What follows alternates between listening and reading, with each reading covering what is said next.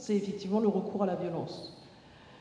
Il le justifie en disant que le planning familial, au milieu des années 80, aurait déposé une bombe sur le palier de laisser-les vivre. Ce dont effectivement je doute fortement.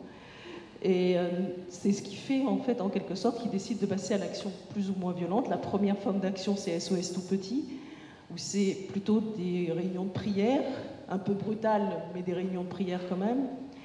Et un peu plus tard, la Trêve de Dieu, où c'est effectivement des attaques beaucoup plus brutales, puisqu'à l'échelle Ghana, c'est ce qu'on a vu faire entre 86 et quasiment aujourd'hui pour les séances de prière et 94-95 pour les commandos avec canon.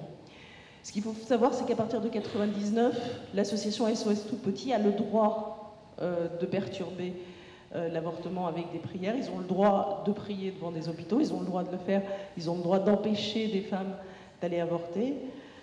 Il n'y a que 4 fois où la préfecture de police de Paris, en 2013 et en 2014, a interdit des séances de prière aux abords d'un centre IVG pour éviter que ça ne dégénère. Néanmoins, rien n'empêche aux associations féministes et aux associations pour le droit à l'avortement de systématiquement porter plainte quand il y a ce type de choses, puisqu'on sait, quand on voit la sociologie des gens qui y participent, qu'il ne s'agit pas de simples croyants qui voudraient avoir une liberté d'expression, mais de réelles personnalités aux capacités violentes, dont le but est de faire en sorte que les femmes qui vont avorter soient culpabilisées.